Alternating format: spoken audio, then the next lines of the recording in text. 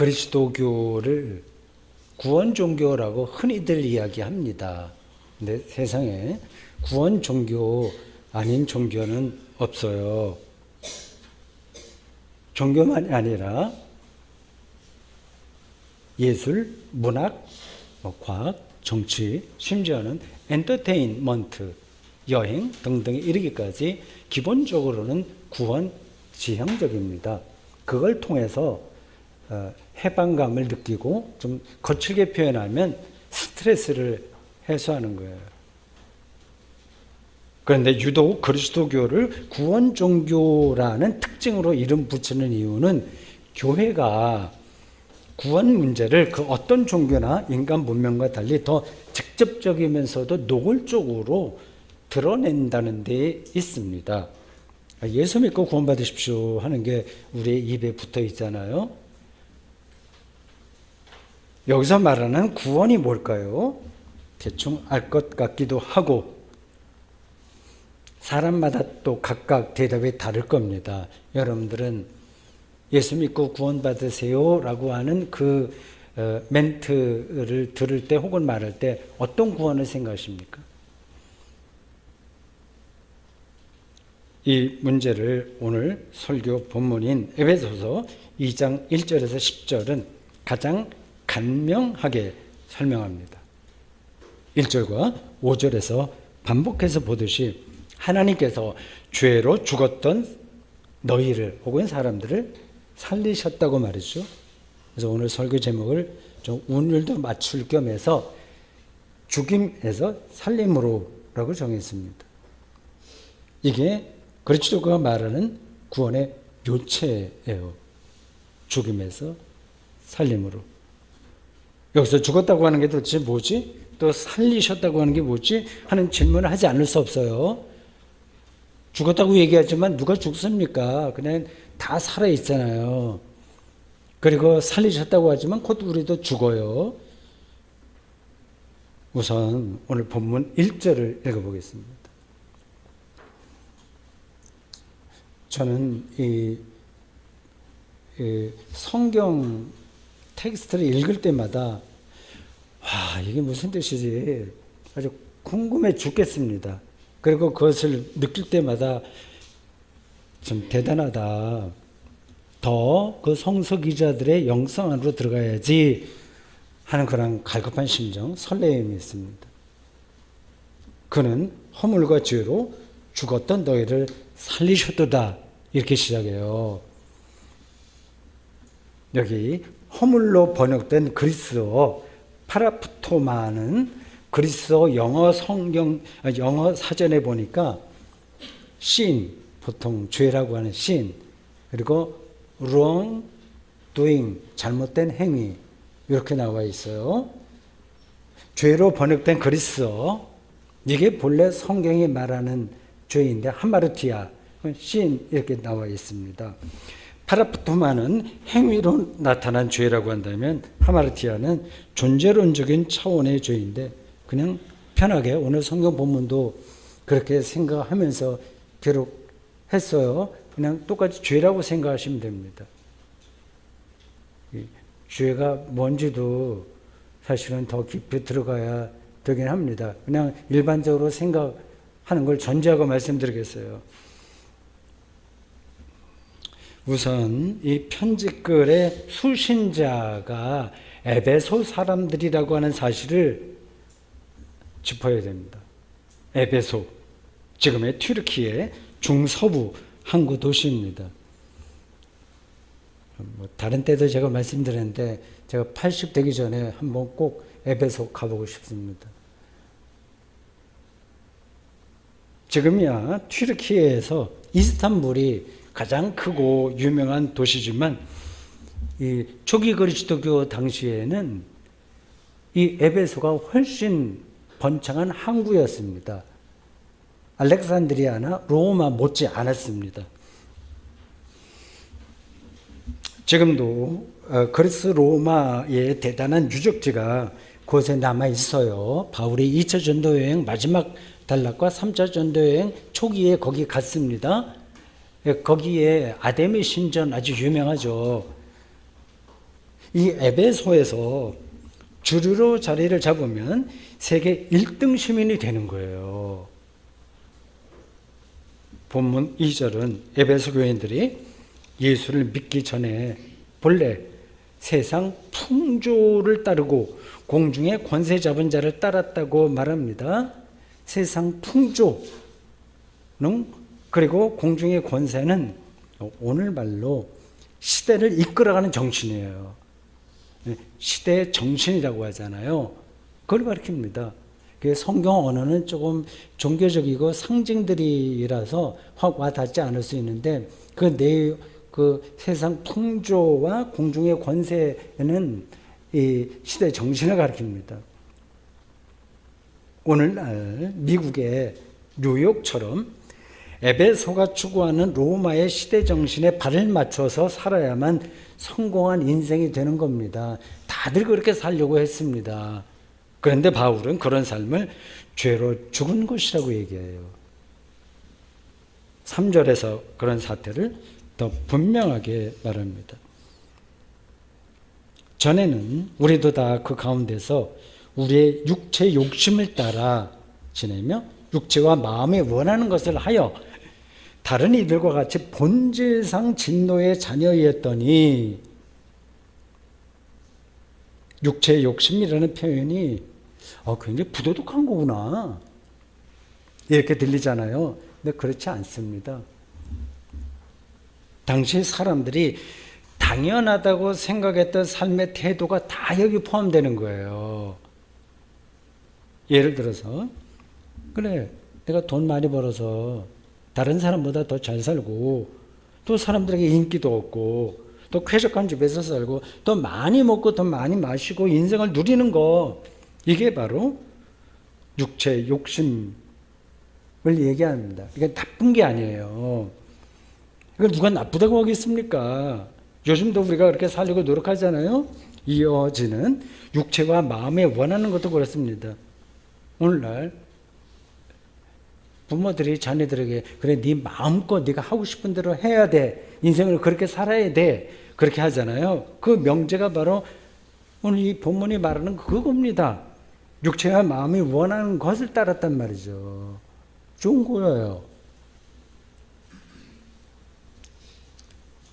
그들은 결코 몰염치하거나 몰상식한 사람들이 아니었습니다. 때에 따라서 다른 사람, 어려운 사람을 돕기도 하고 독서도 하고 나름으로 교양을 쌓았습니다. 그런데 전체 삶의 방향은 육체와 마음이 원하는 것에 쏠려 있었어요. 세상이 제시하는 방식으로 자기를 성취하려는 욕망에 기울어져 있었습니다. 이게 좋은 건지 나쁜 건지 분간이 안 되는 겁니다.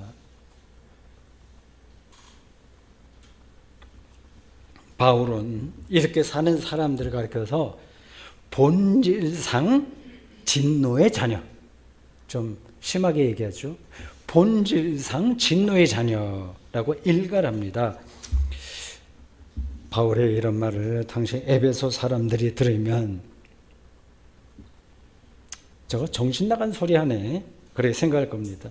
각자 열심히 노력해서 사회의 상층부로 올라가 윤택하게 사는 게 왜 그게 문제지? 하는 거죠. 오늘 대한민국 사회에서 잘 나가는 사람들을 당신들 진노의 자녀야 이렇게 말하면 누가 인정하겠습니까? 바울은 왜 이런 극단적인 표현을 쓰면서 에베소의 시대정신이라는 말이 철학에서도 종종 쓰이거든요. 짜이트가이스트, 독일어로 그렇게 합니다. 짜이트가이스트를 매도하는 걸까요? 이런 말 들으면 좀 당황스러워져요. 그럼 어떻게 살려고 하는 거지? 바울에게는 세상에 대한 열등감이 있어서 이렇게 표현하는 걸까요? 아니면 세상에서 잘 나가는 사람들이 부러운 걸까요?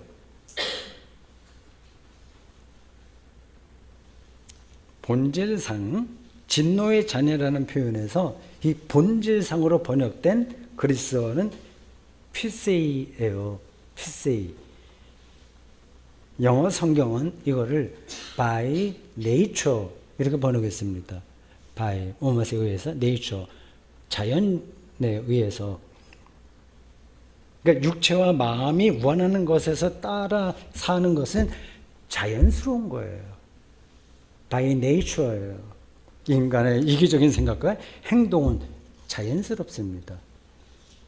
사람은 저절로 by nature 그렇게 생각하고 행동합니다. 웬만해서는 그걸 거슬러서 살기가 힘들어요. 구체적인 예를 들면 이렇습니다. 대학교에 정년 보장된 교수들이 있어요. 그리고 시간 강사들이 있습니다. 저도 시간 강사를 오래 했습니다. 신학대학에서요. 시간 강사의 처우는 열악합니다. 보따리 장사라고 보통 하죠. 이 학기 몇 시간, 저 학기 몇 시간 하면서 열심히 뜁니다. 지방에도 내려가는 사람들도 있어요. 한 곳에서 받는 걸 먹고 살기 힘드니까. 그들의 처우를 개선하자고 하는 말들은 많이 있었습니다. 그렇게 하려면 정년 보장 교수의 연봉을 줄여야 됩니다. 정년 보장 교수들은 연봉을 10% 줄여도 먹고 사는데 아무 지장이 없어요.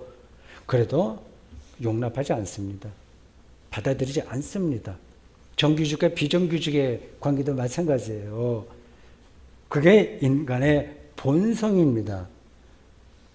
이렇게 육체와 마음의 본성대로 사는 사람을 가리켜서 바울은 진노의 자녀, 즉 인생의 파탄에 이를 수밖에 없다고 말한 겁니다. 바울의 이런 진단이 옳을까요?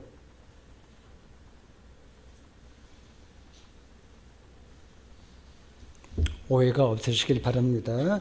육체와 마음의 본성 자체가 잘못이라는 뜻이 아니에요. 우리는 음식을 맛있게 먹어야 됩니다. 식욕이 있어야 되잖아요. 육체가 그걸 끌어당겨야 되잖아요. 하나님이 주신 선물입니다. 맛있게 먹고 싶은 거예요. 예수께서도 골방에 들어가서 기도하고 성경만 읽은 게 아니라 사람들과 같이 어울려서 먹고 마시고 지냈습니다. 성적 욕망도 마찬가지예요. 성경은 육체를 부정하지 않습니다. 식욕과 성욕은 하나님의 창조 질서에 어긋나는 게 아닙니다. 문제는 육체적 욕망을 이렇게 자연스러운 건데 삶의 절대적인 목표로 삼아서 다른 사람의 삶을 파괴하는 데까지 이른다는 겁니다. 그렇게 될 수밖에 없어요. 성폭행 등등이 그냥 단적인 예입니다. 물질적인 욕심으로 사람을 도구화하는 것도 여기에 포함돼요. 자본주의 시스템이 그렇게 합니다. 개인도 망가지고 사회도 망가집니다. 진노의 자녀가 되는 겁니다. 그걸 오늘 우리 21세기 현대 우리의 사회에서 우리가 느끼고 살고 있지 않습니까?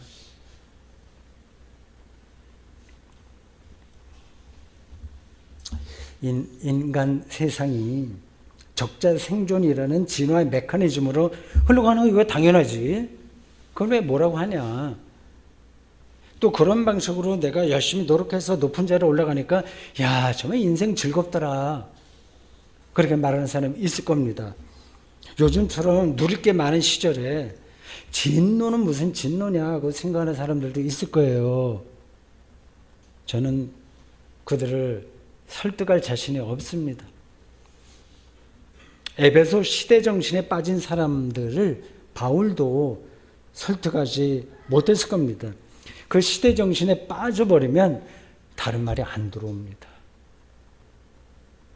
예를 들어서 자본주의 체제에 깊숙이 떨어져 돈에 인생을 거는 사람에게 재물과 하나님을 겸해서 섬길 수 없다는 예수님의 말씀이나 부자가 하늘나라에 들어가는 것은 낙타가 바늘길을 통과하는 것보다 더 어렵다라는 예수님의 말씀을 설득시킬 수 있어요? 귀에 들어오겠습니까? 이게 한두 사람의 인격이 병들어서 그렇다기보다는 바울 당시 이 에베소 시대 정신, 이건 로마의 질서예요. 그랬던 것처럼 우리 시대 전체가 사실은 병든 거예요. 그걸 가리켜서 바울은 허물과 죄로 죽었던 너희다, 이렇게 표현했습니다.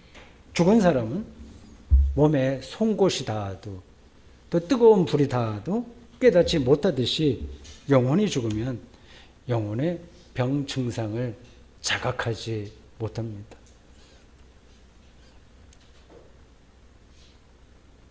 사람이 똑똑한 것 같지만 별로 그렇게 똑똑하지 않습니다. 저를 포함해서 말씀드리는 거예요.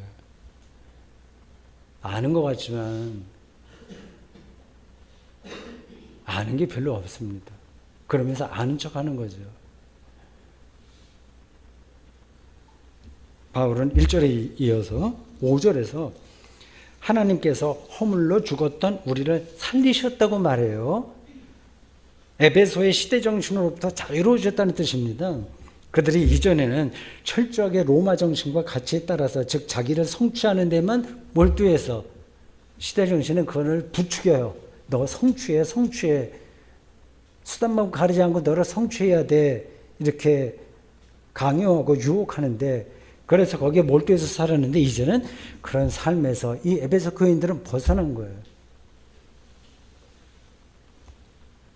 바울은 하나님께서 우리를 그리스도와 함께 살리셨다고 얘기합니다.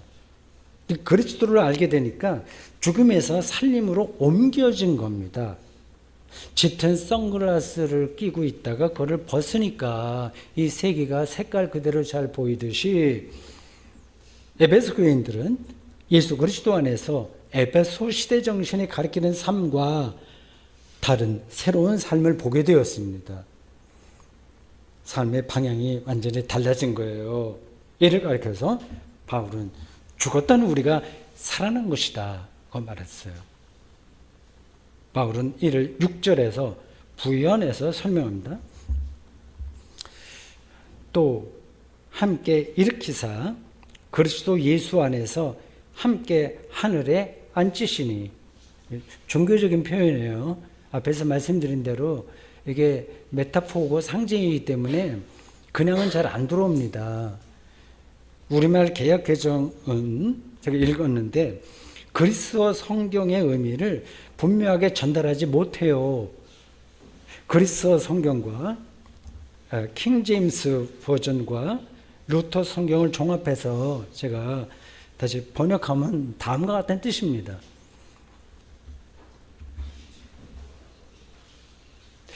하나님은 그리스도와 함께 우리를 살리셔서, 이건 부활의 의미가 있어요.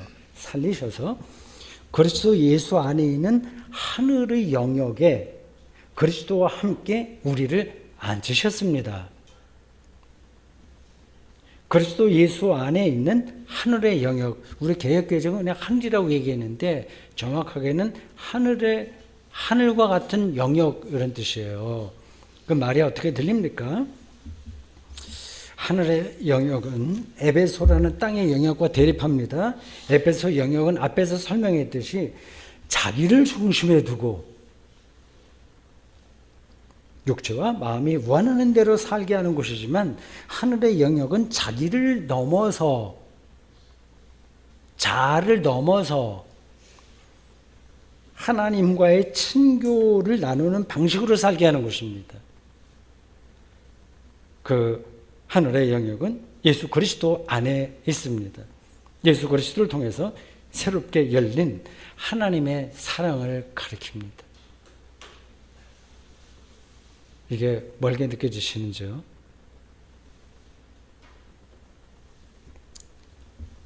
네, 일상적인 비유를 드리면 이렇습니다. 테니스 동호회 모임에서 이제 게임을 하잖아요. 어떤 사람은 자기 실력이 뛰어나다는 사실에만 집중해요. 그래서 상대방을 실력으로 제압하려고 합니다. 승패에 일비합니다.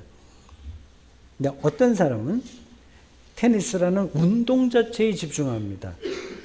거친 호흡을 몰아쉬면서 구장에서 뛰고 그게 즐거운 거예요.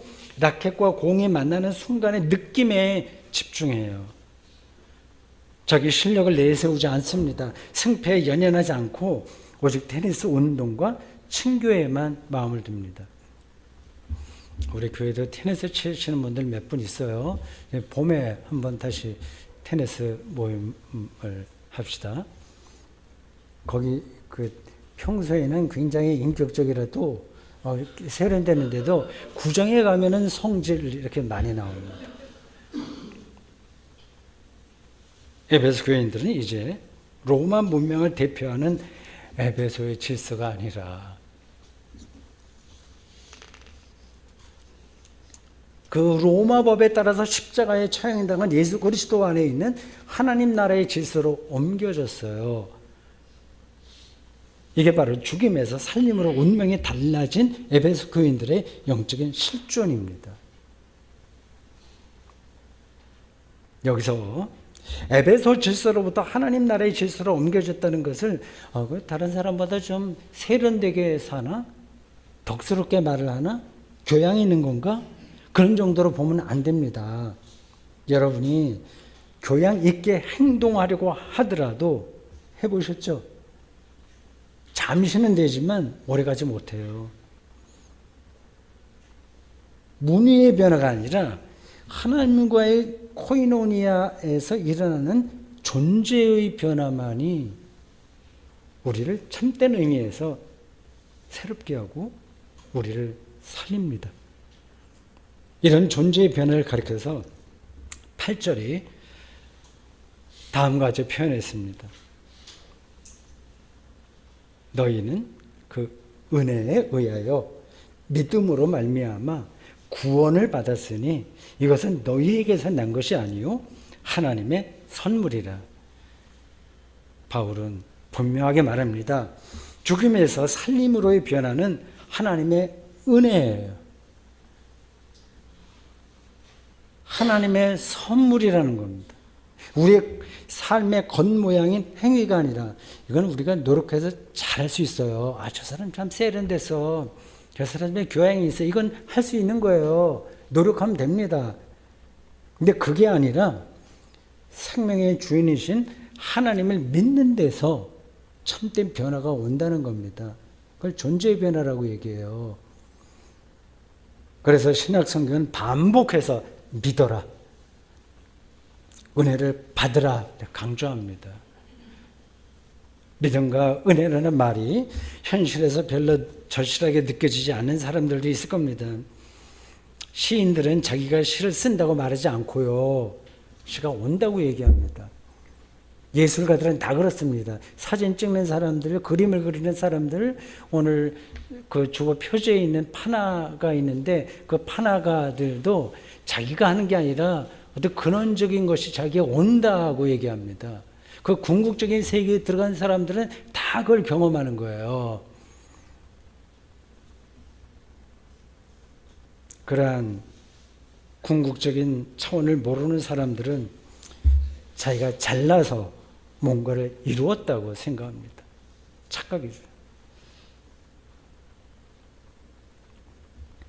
여기 어느 벤처 기업가가 기발한 아이템으로 대박을 터뜨렸다고 합시다. 다른 기업가보다 이 사람이 뛰어난 점이 있을 거예요. 그러나 궁극적으로는 그 사람이 잘나서가 아니라 주변 환경이 그것을 가능하게 한 겁니다. 국제 경제 흐름이나 국내외 정세에 따라서 그 아이템이 달라지기 때문입니다. 사실은 교회 목회도 마찬가지예요.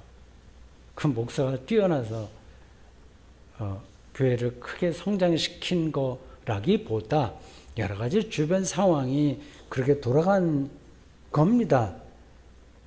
세상과 역사와 인간 삶의 깊이를 아는 사람이라고 한다면 자기의 성공을 선물로 여깁니다. 내게 아니라 선물로 받은 거예요. 그게 바로 바울이 말하는 은혜입니다. 선물로 안다면 독점하겠어요? 나누는 거죠. 국회의원 됐다, 대통령 됐다. 이게 선물이라고 한다면 그걸 어떻게 자기를 위해서 쓰겠습니까?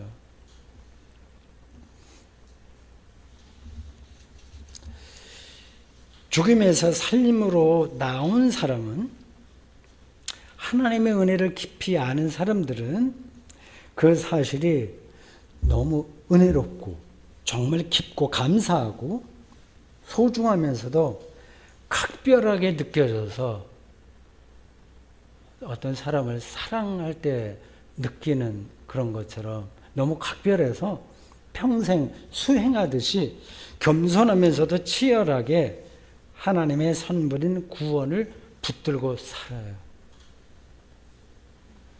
그래서 바울은 9절에서 누구든지 자랑하지 못하게 함이라 라고 경고했어요. 쉽게 잘난 척 좀 하지 마라, 그 얘기입니다.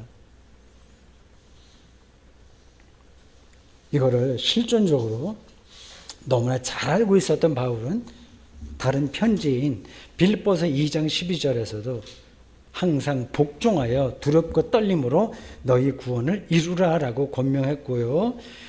빌립보서 3장 12절에서는 또 이렇게 고백합니다. 내가 이미 얻었다 함도 아니요 온전히 이루었다 함도 아니라 오직 내가 그리스도 예수께 잡힌 바 된 것을 잡으려고 달려가노라. 13절과 14절에서 반복해서 달려간다 고 했습니다. 정신 똑바로 차리고 달려간다고 얘기하고 있어요. 그렇게 달려가는 일이 귀찮거나 지루한 사람들은 습관적으로 교회 생활을 하든지 아니면 교회 생활을 아예 포기할 겁니다.